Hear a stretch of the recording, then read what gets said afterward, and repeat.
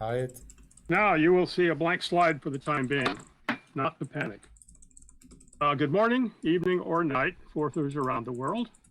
Thanks for this great opportunity. I'm Bill Ragsdale, a voice from the misty past of 40 years ago. I was a mere child when I set out on this fourth adventure. As an introduction, I'll cover some personal history and some fourth history. It may sound like bragging, and it is. In 1977 or 78, Fourth Incorporated said they would not offer a hobby level fourth, and their 6800 base micro fourth cost in today's money 2,500 euros. Our microprocessor community had heard of Fourth, and the demand grew. So I wrote FigFourth and published the Fourth Implementation Guide. As far as I know, this was the first Fourth not written by Charles Moore or Fourth Incorporated. FigFourth was liberally inspired by the 6800 microfourth, which was written for Fourth Inc. by Dean Sanderson. FigFourth was written in 1978 when we had to build our own personal computers. The boot up was from a teletype paper tape. Later, I got an ADM3 video terminal. The IBM PC was still 5 years away. My homemade 6502 base computer initially had 16 kilobytes of memory, later with an addition of an 8-inch floppy drive. FigFourth took 8K, and my workspace was 6K with 2 RAM disk buffers. I had no concept of what a gigabyte was. Along the way, I co-founded the Fourth Interest Group and began publishing Fourth Dimensions with my wife as the first editor. Later, we'll see her first fourth issue. Fig members were enthusiastic, but no one had a running fourth system. So I ran the implementation workshop, bringing public domain fourths to about 10 processor families. During this time, the Fourth Interest Group grew to 30 chapters around the world, about 3,000 members, and had a paid manager. Finally, I was the chairman of the Fourth 79 standards team for about 2 years and was on the Fourth 83 team. Oh, and I added the words only and also to the language. Connecting more to the current day, Win32 Fourth, which many of you use, was begun by Andrew McEwen when he worked for me at my company, Dorado Systems. My presentation here at EuroForth 2020 was presented earlier this year at the Silicon Valley Fourth Interest Group. So onward to D-charts. I strongly suggest you grab a sheet of paper to take notes. You will not see D-charts online or in any available publication. Today we'll start with a bit of programming history. Then traditional flow charting, D-chart symbols, D-chart structures, comparing traditional and D-charting and fourth structures, and some actual programming examples. The biblical book of Revelations uses the 4 horsemen of the apocalypse: death, famine, war, and conquest. This brings to mind the 3 horsemen of structured programming. Edgar Dijkstra, who coined the phrase structured programming and received the Turing Award in 1973 and did a lot more. Nicolas Wirth, designer of Algol and Pascal, and who received the Turing Award in 1984, and again, much more.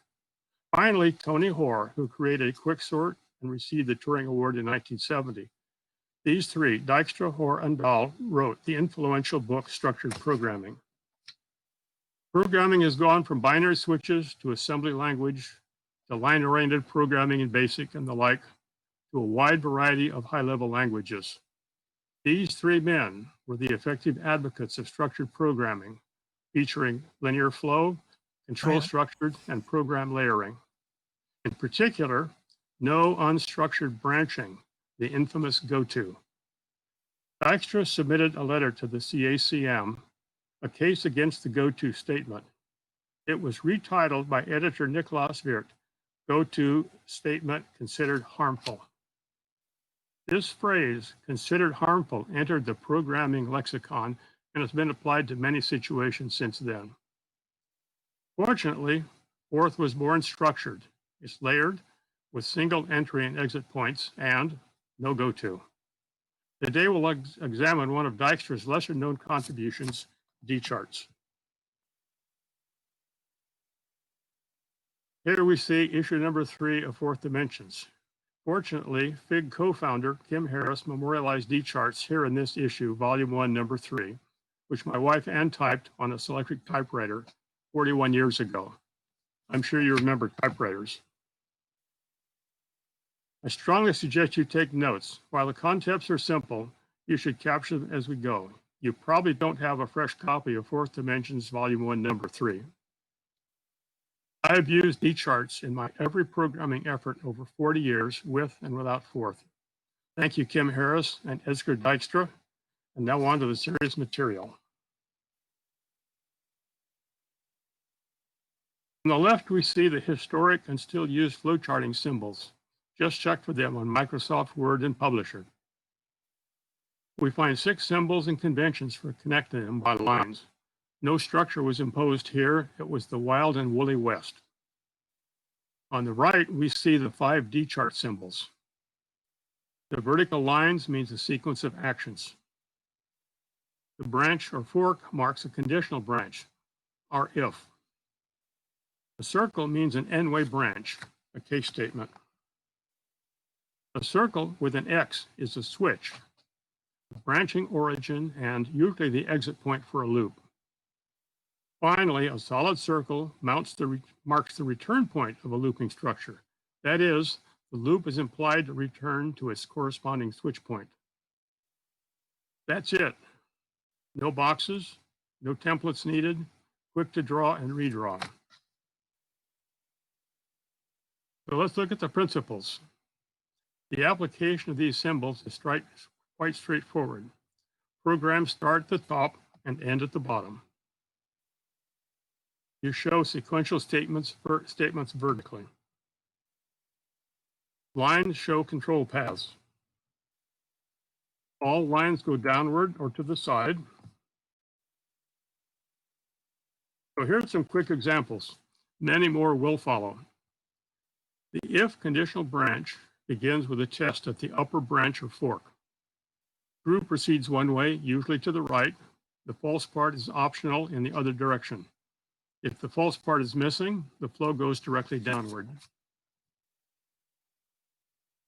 Next, a loop, which has several variations. The switch, a circle with an X, marks the start and return point of this looping structure. Solid circle denotes the loop end and the return point back to the switch point. Upon concluding the loop at the switch point, execution continues straight downward. A variety of tests and branches may be done, as we'll see later. Here's the familiar begin until. Looping repeats until the exit conditions exists at the bottom of the loop structure, at the solid circle point. Flow then returns to the main vertical path. The case statement begins with an n-way test and an open circle. The diagonal lines lead to the possible execution code. All return to a vertical flow path. Now we'll compare traditional flow charting with D-charts side by side. The purpose is to convince you D-charts are simpler and more expressive. We see the one-way branch in the true case. In this case, code branches to the right with nothing on the other paths. This is our if-then format. Now we see the two-way test. In the classical terms at the left, there's if, then a test, the true execution, else the false execution, including with an end if. The D-chart equivalent depends on the branch and labeling to indicate the details. In Forth, we have a leading test, if, then the true execution, else, then the false execution, ending with then. The infinite loop. This begins with a switch that is the origin and the return point, followed by actions, ending with the solid return point. There are no exits. Aha, the infinite loop. This might be an operating system or the song. On a clear day, your disks and seek forever. The indefinite loop. The indefinite loop returns to the switch point until a concluding condition is met. Then execution continues downward from the switch. The finite loop. The finite loop has initial limits that specify the number of loop executions. Again, the loop begins and ends at the switch point. So let's review the pros and cons of D charts. First, the pros. D charts have more information per page. They're quicker to draw for rapid revision. You have no need for a template. They're context-free for any language. Now the cons. D charts will confuse those who are unfamiliar and require extended explanation. They also are not particularly suitable for publication for that very reason of unfamiliarity. So let's look at some code fragments. These are using tying D charts to Forth. Here we see the logical if, else, then. On the left is the actual code. A test, if, followed by a true action, else, followed by the false action, concluding with then. As an aside, this form drives non-Forth programmers crazy, as it is so inconsistent with other language experience. Anyway, on the right appears our now familiar two-way D chart. The infinite loop in Forth is simply a begin, do stuff, and repeat it again. The D chart has the switch and return point. No need for any code below the switch point, as execution never reaches it. This would be the outermost loop of an operating system. In Forth, it's the classical quit loop, outer interpreter. The only exit would be from a gross error or a reboot. The definite loop, to us, has the form of limits, do, actions, ending in a loop, which returns to do for possible conclusion. The D chart simply has a switch point specified by looping parameters and the dark circle return point. This structure would typically be used, say, to print a fixed-length text string. The indefinite loop. In Forth, the indefinite loop is begin, while, repeat. Begin marks the switch point. Stack parameters control while, which either selects the looping action or returns the linear execution at the switch point marked by begin. Here's another indefinite loop. This one is Forth's begin until. Begin marks the loop unconditional start. Looping continues until the conditional test at the concluding until is true. Execution returns just after the initial begin if the until exit is not taken. So let's explore three examples in a Forth context. First, we look at absolute value conversion, then string formatting, and finally, two's complement math. This is the high-level definition of AVS, the absolute value Forth word. Often it is written in machine code with the same structure. Dupe 0 less than, test the input. If test less than 0, it is replaced by two's complement by negate. Otherwise, the original value remains. Here's a code fragment to convert a stack number into a text string in a text buffer as hundreds, tens, units, decimal point, tenths, hundredths, thousandths. 3.0do sets up the loop for 3 passes. 10/mod appends, develops the quotient, appends it, and yields a dividend for the next pass. 46C comma appends the ASCII decimal point. The second loop repeats for the 3 decimal digit conversion point. Drop removes the final dividend. I suppose nested loops could be used at some loss of clarity. The D chart at the right documents that process. Now, finally, we see the classical flow chart at the left for two's complement arithmetic, and with the D chart at the right. Even though I couldn't decipher its operation, it was easy to duplicate the control flexure as a D chart. So here's an example. Let's create a report from a CSV file. This was a program I wrote some weeks ago. It prepares the printed report from a selectable number of rows and data fields from an imported CSV file. The first 4 lines of pseudocode at the left summarize the entire function. Input CSV file, set up control parameters, convert all rows, and display. So how do we convert all the rows for output? We add a loop, noted by the blue arrow, the switch and dark circle. The program now reads input CSV file, set up control parameters, loop over all rows, converting each one and printing it. So how do we convert all fields in a row? We add another loop specified to do that, converting field by field. The program now reads input CSV file, set up control parameters over all the rows, over all the fields within a row, convert all the fields until they're processed and display and repeat for the next row. But the fields contain text, which should be justified left and numbers right. How to handle this? There's a hint, we make a decision. The final solution is a two-way test with appropriate actions for text and numbers.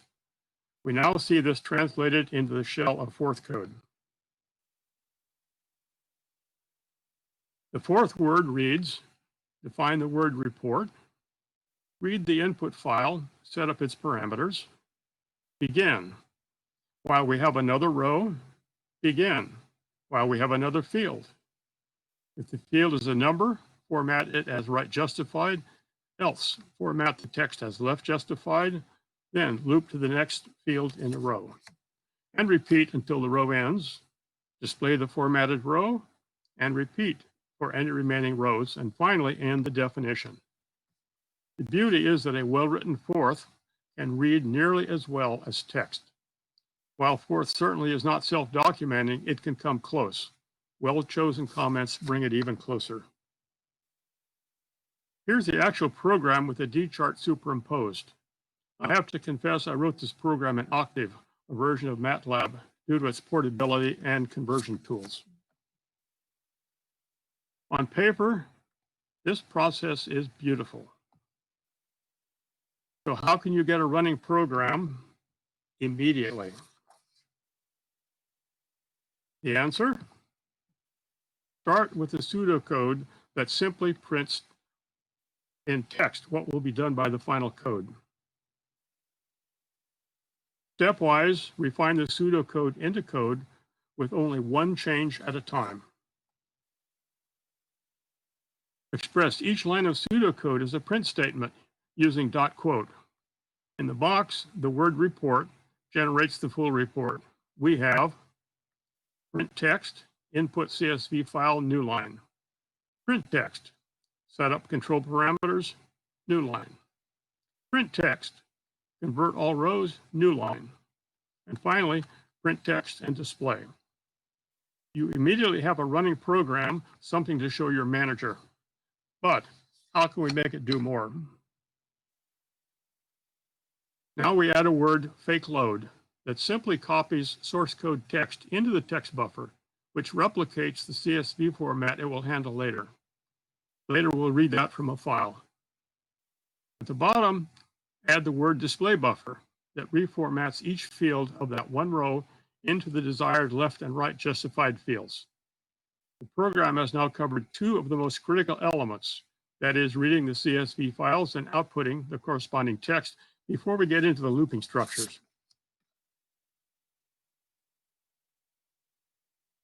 This stage is the heart of the program and should be developed in small steps. The program in the box reads, define report new line, execute fake code, print setup control panels and new line, execute simple field conversion, and display the buffer, and then end the definition. All that remains is to read and convert the CSV file into an enlarged buffer, and then wrap the field generation portion in two control statements, begin while repeat. The good news is we're confident that the input and output functions are operational, and we only have to worry about integration with the control structures. By making one change or addition at a time, coupled with force interactivity, it has incremental compiling and simple stack prints with .s, the pseudocode should lead directly to the final program. In summary, learning D charts is like learning another programming language, only it is much, much simpler. And D charts augment writing pseudocode. You plan on using and discarding many sheets of paper before doing this. I emphasize, when I program, I go through many sheets of scratch paper before I do the hard coding. You can capture a whole program or just a part on a single sheet of paper. I spend 80% of my time on sheets of paper, developing functions, structure, and code fragments. Here's a prime number search. And here's the code using Win32Forth. Notice over half of the characters are green. They're comments.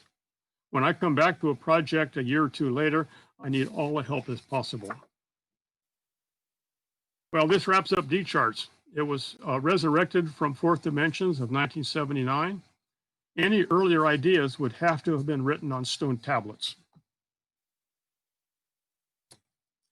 Thank you for this opportunity to discuss one of my favorite technical topics. Do we have any questions or comments? Yes, can you hear me? Go ahead. I first learned D charts in, I think it was fourth Inc. material where they used it, and there the D charting was credited to Dijkstra, and ever since then, for the past 20 odd years, I've been searching through Dijkstra's published works to find anything remotely like them. Nothing is there. So I presume there must be some other author who came up with the original actual way that they're formatted. Is it you or somebody else? I'm still trying to recover real life here. I think I'm back. Could you summarize that briefly while I was pushing buttons here? Okay. I first saw D charts in a publication from Fourth Inc. And in that publication, they were credited to Dijkstra himself. I presume that's not actually so, because I've been searching through all of his published materials for decades, trying to find anything remotely like them. So who was the original designer? Yes, Kim Harris apparently saw that same reference and brought it to our attention. And I've done an exhaustive search on it in other literature and find no other reference. That's one reason I try to popularize it, because of its utility. Right. So we just don't know. Yeah. Thank you.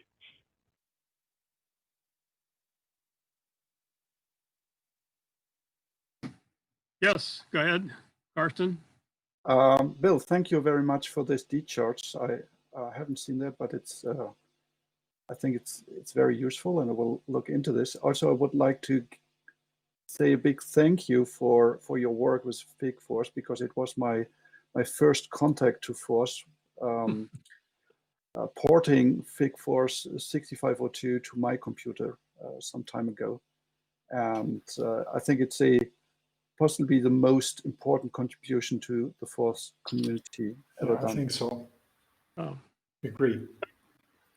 Thank you very much. It's been rewarding over the years. As Klaus Schleissig and I are still survivors from the very first day of the Fourth Interest Group back in the late 70s. Mm-hmm.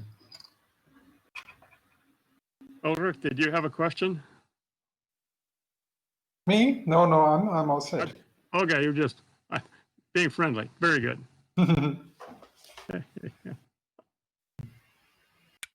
There's a publication on structured D chart from 1982 on the 85th by C. Jinchong Huang. I don't know, maybe it comes from this guy.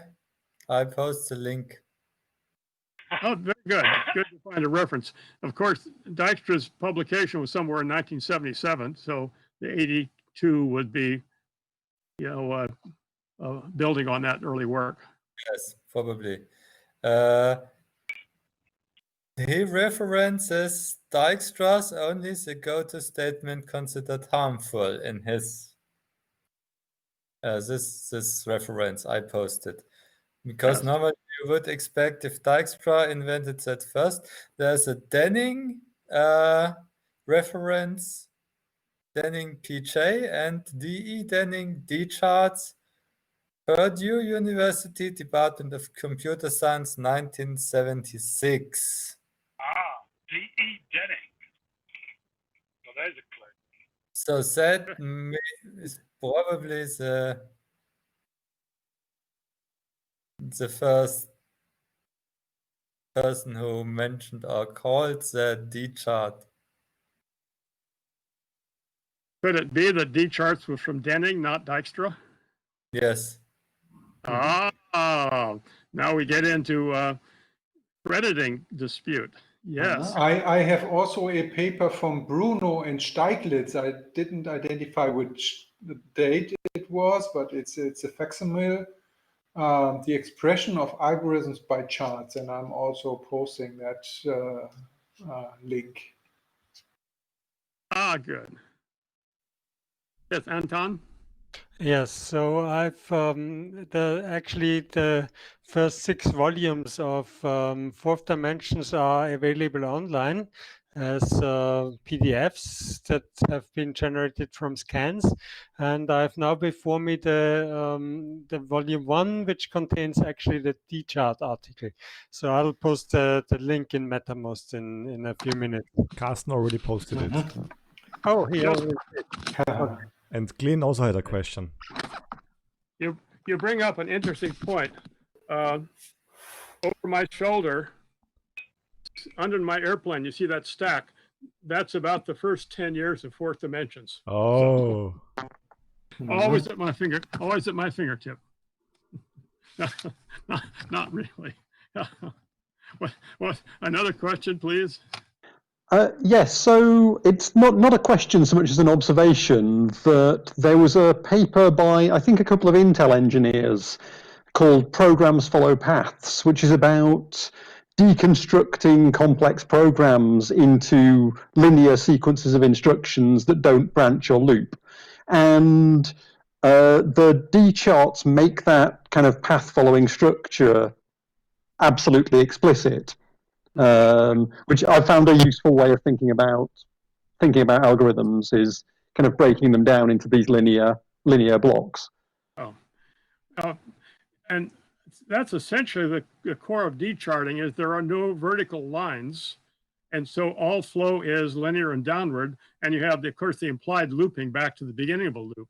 But all observation values go linearly downward or to the side.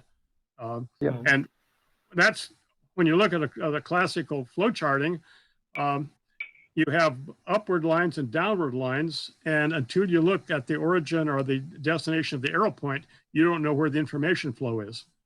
With D-charts, there's no question where the information flow goes. There is a question from Matamos, from Dirk Kuhlmann, who is not connected to us. Why the two-branch test?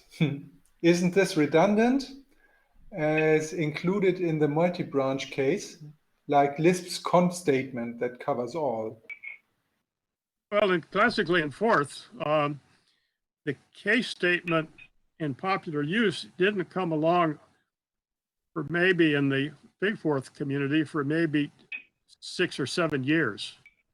I can't remember the credit on it, but in Fourth Dimensions, a case statement was offered somewhere in 84, 5, thereabouts.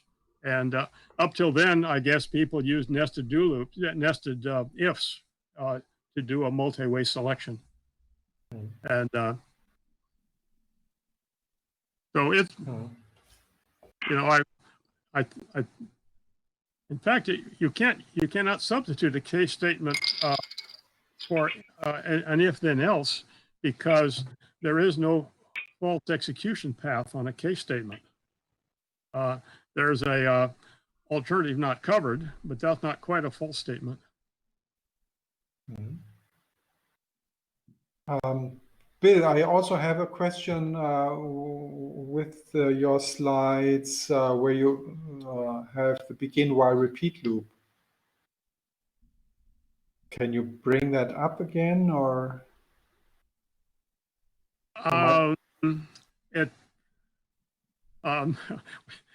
If not, I can just, we have to imagine it. It's not an issue. I saw the begin there, and then you have the statements. You just had a predicate there and the while, but in forth, you could have more than just the predicate there, the test. You could have other things. And I'm not sure how in the D chart I would see that at the end of the loop where we have the repeat, it would jump way up to begin and do and execute the statements that would be there and test again. So in force, it's not just a test. It could be a sequence of actions there.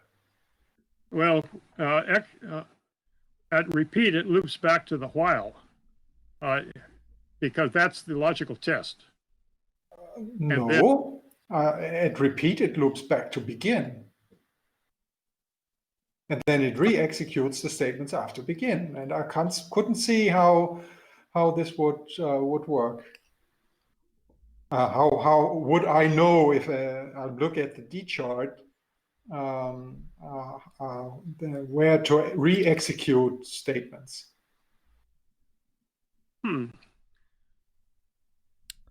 Well, on the structure I drew, you have begin as a marker, and then a logical test, and then the while.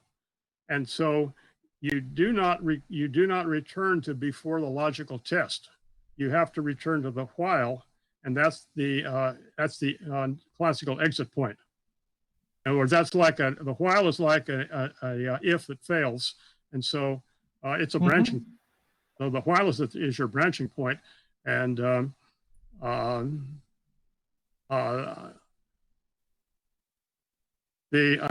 another one that sometimes is a little odd, and that is the until, because there you exit at the bottom of the loop, and that you just simply draw a little diagonal line back to the main execution flow.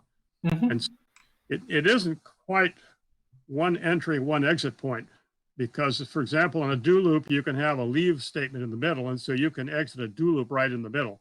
But and you can also have multiple leaves. So sure.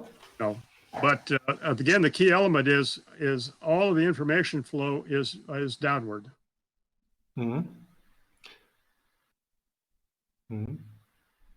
Okay. I would Thank you very much. Yes, Anton.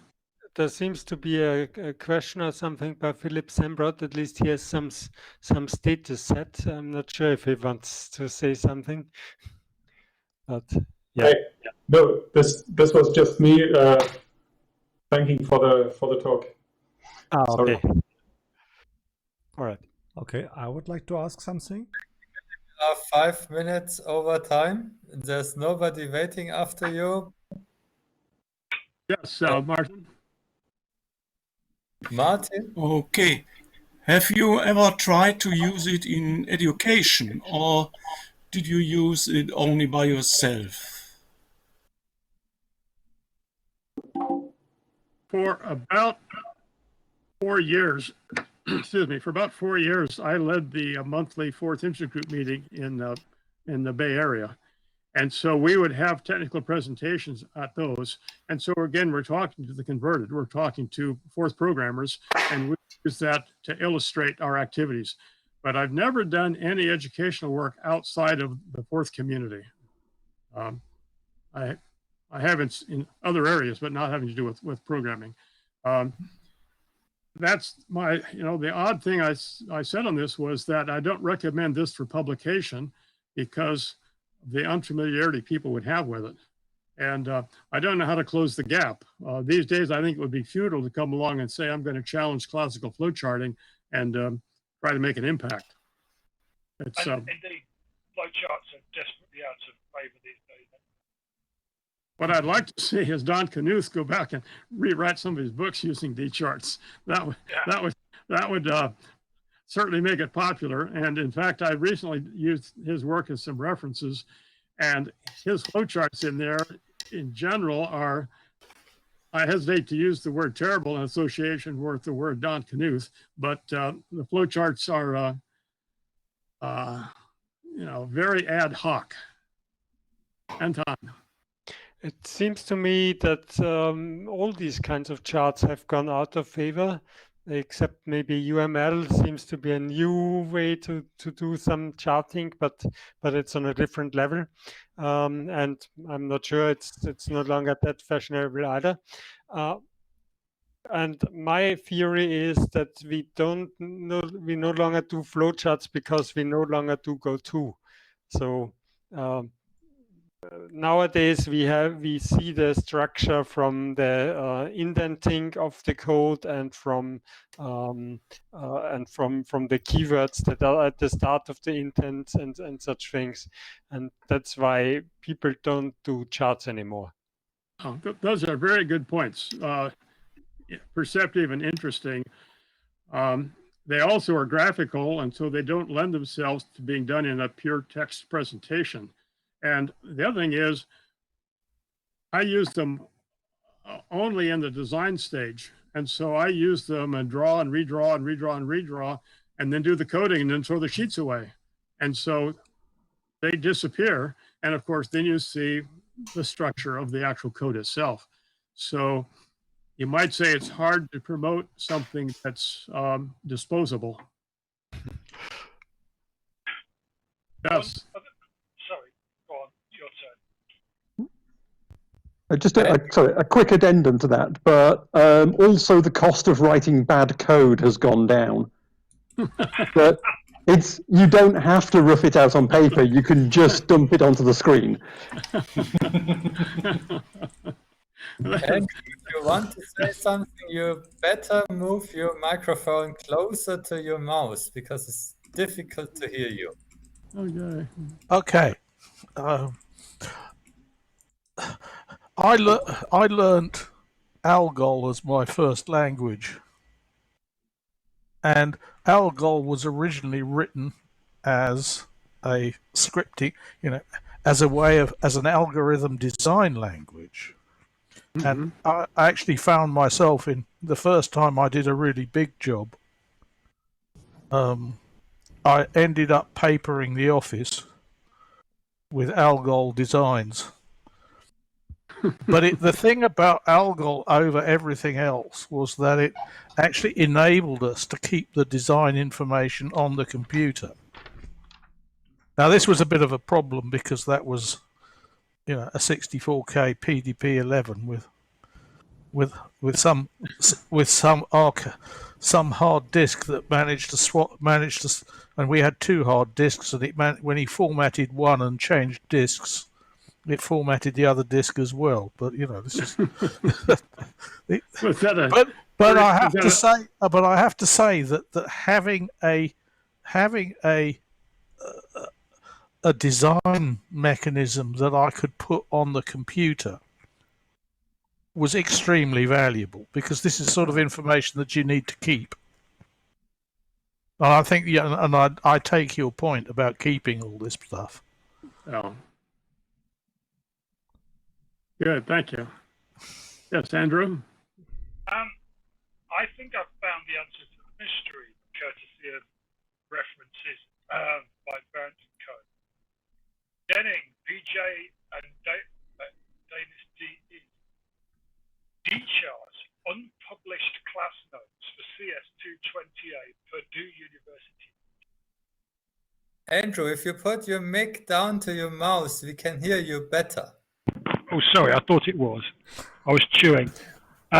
Sorry, I hope that's better.